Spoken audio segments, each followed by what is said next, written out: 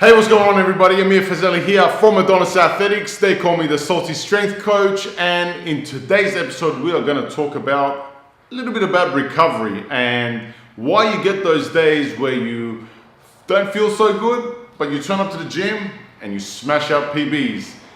So I'm sure all of us have come across one or two of those days. Some of us probably more than that. I know I certainly have.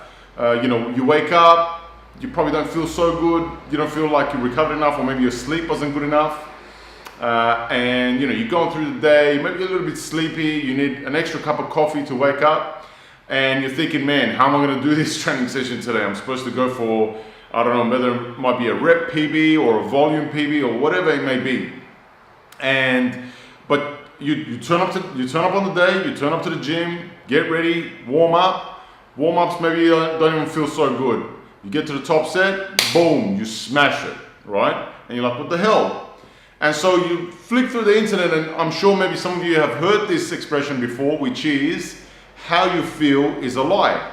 Now, that's kind of false. Well, actually, it's absolutely false.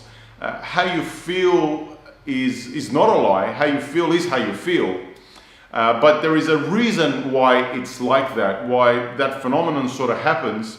And I'm going to explain it to you. And the thing is, people read that statement, they read the statement of how you feel is a lie, and they sort of dismiss and take lightly recovery methods. It sort of goes hand in hand with the other saying of there's no such thing as overtraining, just under-eating, which is absolute bullshit. Overtraining absolutely occurs. It's totally a thing, and if you push your body, it will eventually snap. Now, whether it's actually literally or not, it's up to you to try and discover. I recommend you don't. But anyway, back to it. When we train, during training, what happens is we stimulate and turn on and use up what's called the sympathetic nervous system.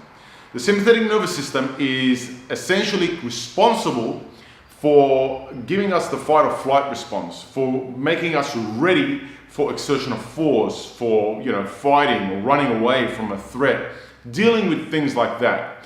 And so training in of itself is perceived as a stressor, as a threat to the body. And so the sympathetic nervous system activates to be able to deal with that, to be able to exert more force or what have you, right?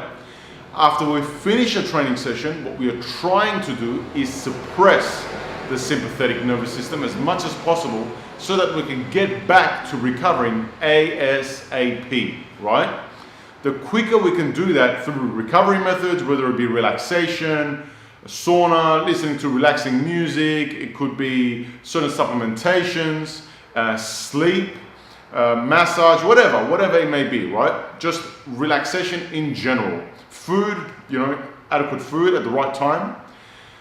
The sooner we can do those things to take our body out of the sympathetic state and back to normal, the sooner we can induce recovery processes and methods, right?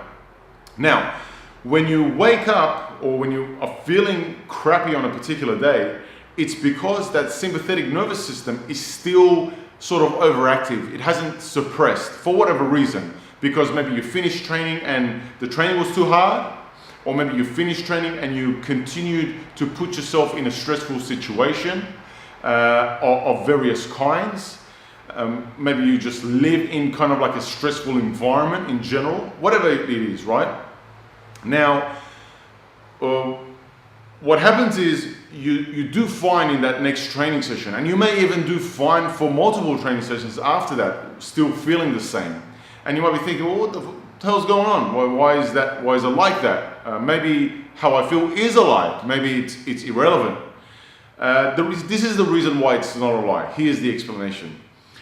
It's kind of like if you have a car, if you have a performance car, or even a non-performance car, actually, for better understanding. Let's say you have a non-performance car, right? And every day everywhere you go, you pedal to the metal, right? You're just demanding the most performance from this car as much as you can whenever you drive it. Every day, it will give you that performance because you're asking of it, right? Even though every day is a little bit more wear and tear on the engine, on the parts, what have you. It will still give you that performance because you are asking of it. But eventually, it's gonna snap. Eventually, things are going to break down and it's gonna cause you issues. It's gonna cause the car issues. So it's the same thing. In the short term, how you feel is kind of a lie, right? In the short term, if you feel crappy on a particular day, you can get away with going again and maybe either do a good session or even hit a PB. But as this fatigue of yours accumulates, as this asking of the body to do better and better accumulates over the period of weeks and then months, if you are lucky enough to make it that far, eventually things are going to break down and performance is going to spiral downwards. It's just going to completely crash and you're going to have nothing. You're going to be forced to take some time off, step back in training and really let the body recover again and get back to where it's supposed to be. And that's where issues can arise because you can lose a lot of time in getting that time back, getting that recovery back, and so a lot of detraining can occur. But if you're smart on the front end and listen to the body where you need to listen to it and do the things that you need to do to make sure that recovery is optimal, that is going to be smart training on your part, and that's going to ensure that you can continue to progress for a much longer time without hitting any plateaus or any roadblocks of that kind. Anyway guys, that's it for this episode. I hope that helps out. Stick around, more to come. Oh, by the way, if you like this video, if you found it useful, if you know anybody else that's going to find it useful, please like, share and subscribe.